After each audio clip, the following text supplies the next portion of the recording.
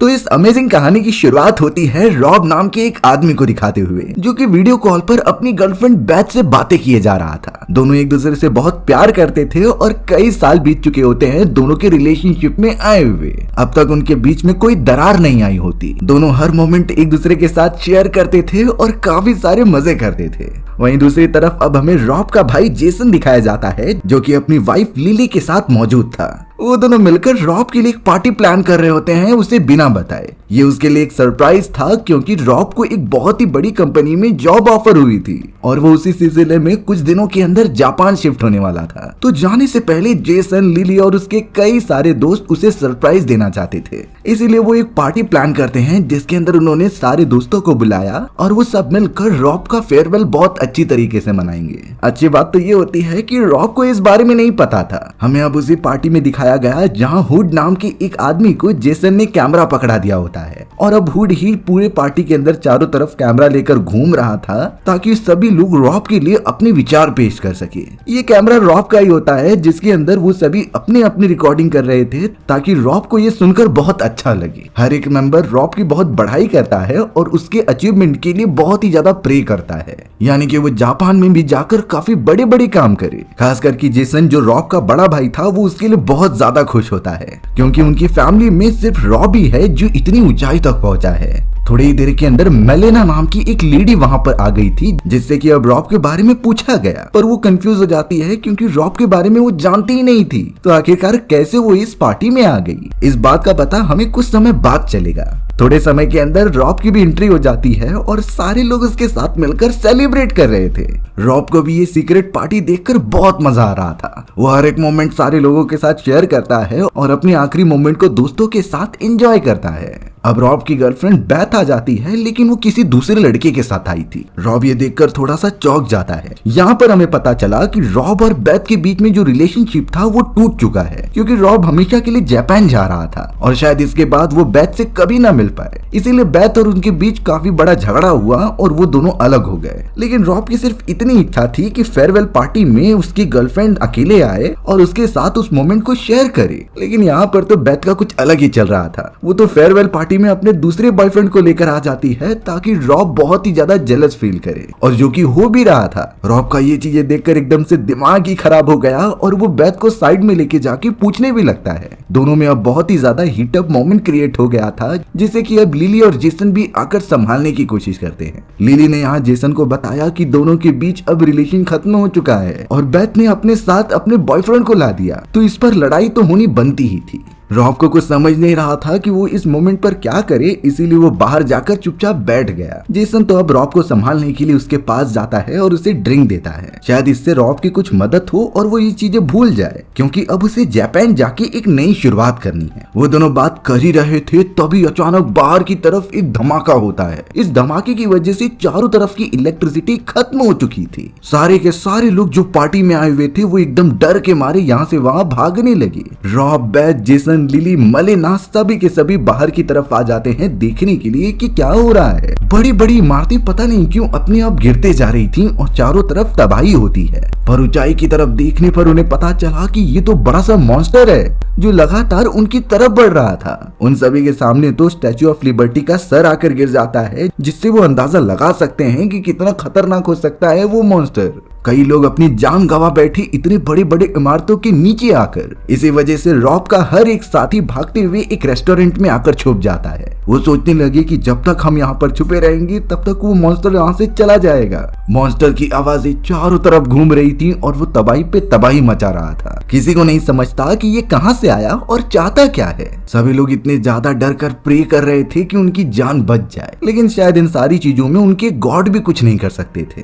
थोड़े समय तक वो सारे लोग उसी रेस्टोरेंट के अंदर छुपे रहे, जिससे कि वो मॉन्स्टर आगे चला गया। जल्द से जल्द मोमेंट कूल डाउन होने के बाद सभी लोग बाहर निकलते हैं और एक बहुत ही डरावना मंजर देखते हैं। चारों तरफ की चीजें तबाह हो चुकी थी और एक भी इमारत बची नहीं होती। ये सब उस खतरनाक मॉन्स्टर ने किया था। किसी को कुछ समझ में नहीं आ रहा होता कि किस जगह पर जाएं जो उनके लिए सुरक्षित होगा। तब जाकर जेसन कहता है कि हमें ब्रुकलिन सिटी की तरफ जाना चाहिए, जो कि ब्रिज से क्रॉस करना पड़ेगा। सभी के सभी दोस्त जेसन की बातों को फॉलो करने लगी और बहुत सारी रश वहां पर जमा होने लगी। उनका मानना था कि हम ब्रिज से दूसरी तरफ चले जाएंगे जिससे कि वो मॉन्स्टर हमें परेशान नहीं कर सकता। उसी वक्त बॉब को एक कॉल आता है जो उसके एक फ्रेंड का था। वो उसे कुछ बताने की कोशिश कर रहा था लेकिन इतनी आवाज आने के कारण उसे कुछ सुनाई नहीं देता।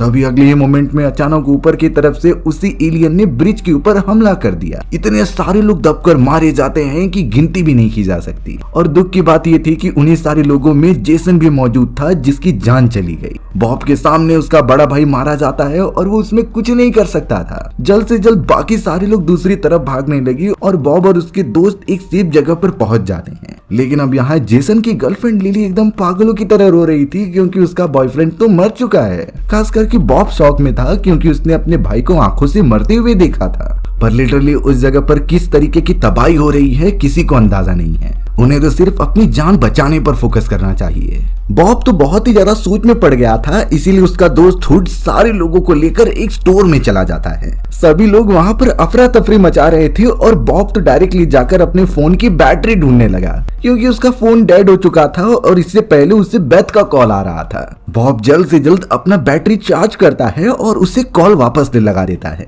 यहाँ बेथ से कॉल कनेक्ट होने के बाद वो बहुत ही ज्यादा चिल्ला रही थी। बेथ ने बताया कि मैं अपने अपार्टमेंट में बॉयफ्रेंड के साथ फंस चुकी हूँ और ये वही इलाका था जहाँ पर सबसे पहले वो क्रिएचर्स देखे गए थे। अगर बेथ को वहां से नहीं निकाला गया तो वो हमेशा के लिए मारी जाएगी।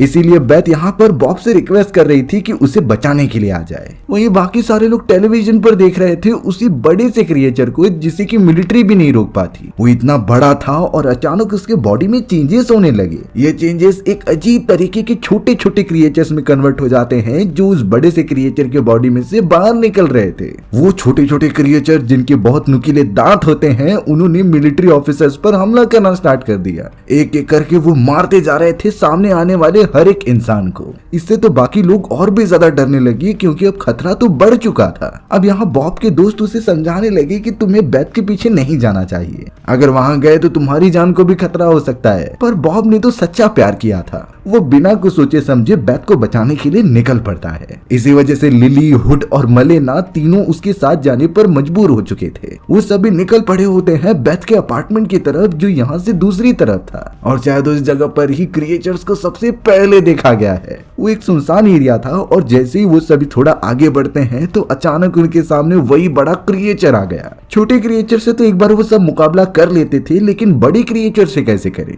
उनका लक अच्छा होता है कि पीछे की तरफ से वो मिलिट्री सोल्जर्स आ गए। उनके पास जितनी भी वेपनरी मौजूद थी वो उससे फायर कर रहे थे उस क्रिएचर के ऊपर। हालांकि इससे उस क्रिएचर को डैमेज तो नहीं पहुंचता लेकिन बॉब और उसके सभी साथियों को वहां से भागने का मौका मिल जाता है। वो सभी तो साइड से निकलते हुए दूसरी तरफ चले गए थे एक सबवे स्टेशन के अंदर। नहीं तो अगर मिलिट्री और उस क्रिएचर के बीच में वो फंसे रह जाते तो उनकी जान जानी पक्की थी। वो सभी तो लगातार अंदर की तरफ जाते रहते हैं जिससे कि मैप की मदद से वो बेथ के अपार्टमेंट तक पहुंच सके। वो रास्ता बहुत ज्यादा दूर था इसीलिए उन्हें काफी ट्रेवल भी करना पड़ता है। लेकिन आधे रास्ते पर पहुंचने के बाद उन्हें टनल के अंदर से आवाजें आने लगी जो किसी क्रिएचर की थी। तो अब जाकर उन्हें पता चलता है कि ऊपर की तरफ वही छोटे छोटे क्रिएचर्स मौजूद हैं जिन्हें कि उस बड़े क्रिएचर ने अपने बॉडी में से निकाला था। वो अब जल्द से जल्द उन बाकी लोगों पर हमला करना स्टार्ट कर देते हैं, खास करके मेलेना के ऊपर जिसे कि उन्होंने काट लिया था। लिली और हुड उसकी मदद करते हैं और उन क्रिएचर्स को मारते हुए अपार्टमेंट के अंदर चले जाते हैं।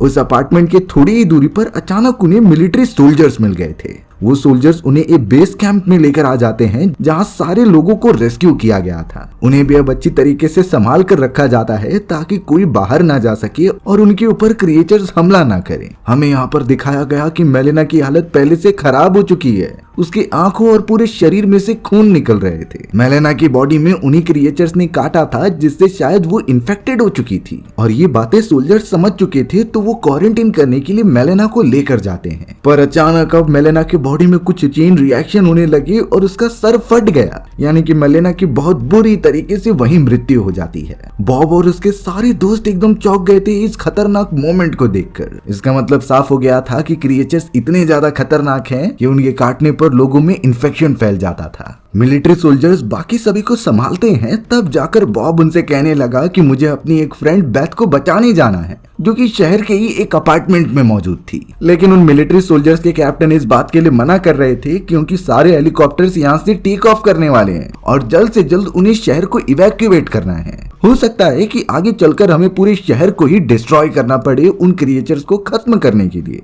लेकिन रॉब तो बार बार रिक्वेस्ट कर रहा था कि मुझे अपनी फ्रेंड को किसी भी हालत में बचाने जाना ही पड़ेगा। इसलिए तब जाकर कैप्टन उसे बोलते हैं कि तुम जा सकते हो और हमारा एक आखिरी हेलीकॉप्टर उस प्लेस पर रेस्क्यू करने आएगा, तुम सही समय पर सिर्फ उस जगह पर पहुंच जाना। रॉब इस बात को समझ गया और तुरंत ही निकल पड़ा बेथ की तरफ जाने के लिए। रॉब के साथ लिली और हुड भी जाते हैं, जो शायद उसकी पूरी तरीके से मदद करना चाहते थे। कुछ ही समय के अंदर लगातार ट्रेवल करने के बाद वो उस सबसे खतरनाक इलाके में आ जाते हैं जहां उन क्रिएचर्स की क्वांटिटी सबसे ज्यादा थी। जल्द से जल्द बेथ के अपार्टमेंट में जाने पर, जो पूरी तरीके से डिस्ट्रॉय हो चुका था, अंदर की तरफ वो बेथ को ढूंढना स्टार्ट कर देते हैं। बेथ तो एकदम से अनकॉन्शियस होकर वहीं पड़ी हुई थी, जिसे कि रॉब संभाल रहा था और वहां से अच्छी तरीके से रेस्क्यू करता है। अगर रॉब जरा देरी करता तो बेथ उसी इमारत के नीचे दबकर मर जाती। सभी बेथ को रेस्क्यू करके उस पोजीशन की तरफ निकल जाते हैं जहां कुछ ही देर के अंदर मिलिट्री हेलीकॉप्टर आएगी। उन्हें ये मिस नहीं करना है, नहीं तो वो यहीं फंसे रह जाएंगे। दूसरी तरफ हमें दिखाया गया कि सारे मिलिट्री सोल्जर्स उस क्रिएचर को मारने की पूरी कोशिश करते हैं और मल्टीपल मिसाइल भी फायर करते हैं, पर उस क्रिएचर की बॉडी इतनी ज्यादा सख्त थी कि वो पेनेट्रेट ही नहीं कर पा रहे थे। वो क्रिएचर इससे बहुत ज्यादा गुस्सा हो जाता है और अपनी लंबी टेंटिकल की मदद से बड़ी बड़ी इमारतें चुटकी में डिस्ट्रॉय करता है। आधा से ज्यादा शहर की इमारतें ढह चुकी थीं और चारों तरफ तबाही अभी भी कंटिन्यू होती है। देखकर यही लग रहा था कि क्रिएचर सिटी को डिस्ट्रॉय करके ही रहेगा। बॉब तो अब अपने बाकी दोस्तों के साथ उस मिलिट्री हेलीकॉप्टर के पास भागते हुए आ गया। उसके साथ और भी रेस्क्यू करने वाले लोग मौजूद थे, जो अपनी जान बचाने के लिए मिलिट्री हेलीकॉप्टर के पास जाते हैं। वो सभी भागते हुए उस प्लेस के ऊपर पहुंच जाते हैं और मिलिट्री हेलीकॉप्टर रेडी हो गया था उड़ान भरने के लिए। रॉब, बेथ और हुड एक हेलीकॉप्टर में जाते हैं और लिली को दूसरे हेलीकॉप्टर में भेज दिया गया था, लेकिन वो सभी खुश थे कि सही समय पर वो पहुंच गए। अब सीधा हेलीकॉप्टर हवा में होता है और वो दूसरी तरफ जाने के लिए आगे बढ़ते हैं। ऊंचाई से वो प्रॉपर देख पा रहे थे कि वो एलियन क्रिएचर कितना बड़ा है और किस तरीके की तबाही मचा रहा है। चारों तरफ की बिल्डिंग्स इतनी ज्यादा धाराशायी हो गई थी कि किसी ने भी इतना एक्सपेक्टेशन नहीं की थी कि इतनी तबाही हो जाएगी। फिर भी मिलिट्री फोर्सेस पूरी कोशिश कर रहे थे उस क्रिएचर पर हमला करने का।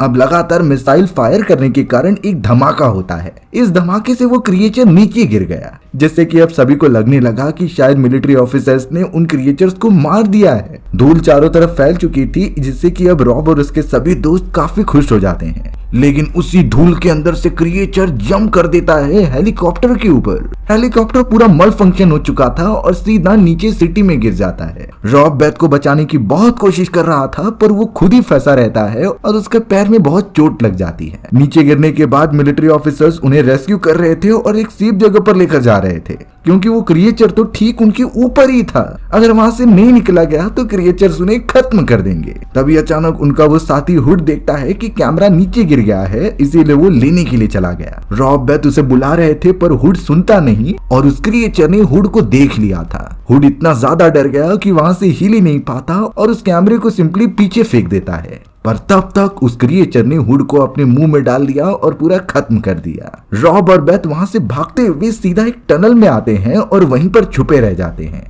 देखकर अब लग रहा था कि क्रिएचर बड़े पैमाने पर अब तबाही फैला रहा है, क्योंकि अब तो इतने बड़े बड़े धमाके होने लगे जो मिलिट्री भी ठीक से कंट्रोल नहीं कर पा रही थी। इसीलिए अब उनके पास एक लास्ट ऑप्शन बचता है कि पूरे शहर को ही ब्लास्ट कर दो। उनके पास न्यूक्लियर एनर्जी थी, जिससे कि वहां जितने भी क्रिएचर्स हैं रेडिएशन के कारण खत्म हो जाएंगे। पर अफसोस, उसके अलावा जितने इंसान फंसे हुए हैं वो सब भी नहीं बचने वाले। रॉब और बेथ को इस बात का अंदाजा था, इसीलिए अब उन्होंने अपनी एंडिंग को एक्सेप्ट कर लिया था। उन्हें पता है कि उन्हें बचाने वाला अब कोई भी नहीं है और आधे से ज्यादा लोगों को रेस्क्यू करके यहाँ से दूर लेकर चले गए हैं। तो ये तो कंफर्म था कि मिलिट्री ऑफिसर्स अब यहाँ पर न्यूक्लियर बॉम्ब फायर करेंगे ही। बेथ तो अब यहाँ रॉब के बहुत पास रहकर रोने लगी और रॉब से माफी भी मांगती है कि उसने उसे चीट किया। रॉब बेथ को माफ कर देता है और उस कैमरा के अंदर एक आखिरी वीडियो रिकॉर्ड करता है। रॉब बता रहा था कि अब हम नहीं बचने वाले, हम इस जगह पर मौजूद हैं और अगर किसी को भी ये वीडियो मिलती है तो ये समझ जाना कि हम इस पूरे प्रोसेस में खत्म हो चुके हैं। इन क्रिएचर्स ने मेरी पूरी फैमिली को ही खत्म कर दिया, जो मेरे लिए बहुत इंपॉर्टेंट थी। बेथ भी कुछ बोल नहीं पाती और सिर्फ रोते ही रहती है। थोड़े समय के अंदर शायद न्यूक्लियर बॉम्बिंग स्टार्ट हो गई थी। चारों तरफ इतनी ज्यादा रेडिएशन फैल जाती है और इतने भारी भरकम वेव्स जाते हैं कि सभी स्ट्रक्चर्स एकदम से खत्म होने लगे थे। वो ब्रिज भी टूट जाती है जिसके नीचे रॉब और बेथ मौजूद थे। दोनों ही उसके अंदर दब गए और बुरी तरीके से मारे गए।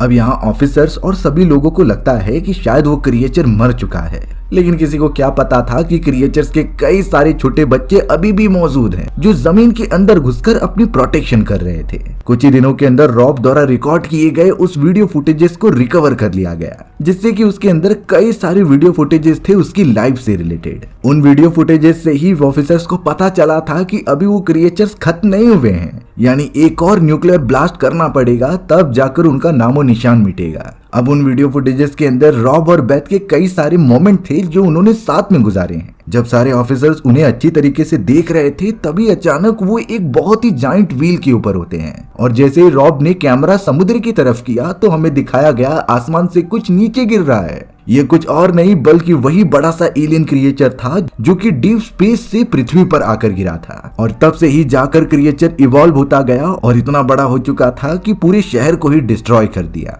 आगे चलकर भी शायद वो अपनी कॉलोनी बनाएगा और फिर से बाकी पूरी कंट्री को खत्म करने के लिए आगे बढ़ेगा। हमारी तो ये डरावनी कहानी यहीं पर खत्म हो जाती है। सो व्यूअर्स, आपको ये स्टोरी कैसी लगी कमेंट सेक्शन में बताना भूलना मत। और अगर आपको मेरा एक्सप्लेनेशन 1% भी अच्छा लगा होगा ना तो वीडियो को लाइक एंड चैनल को सब्सक्राइब जरूर कर देना। मिलते हैं इसी तरीके की मजेदार वीडियोस में, तब तक के लिए बाय बाय।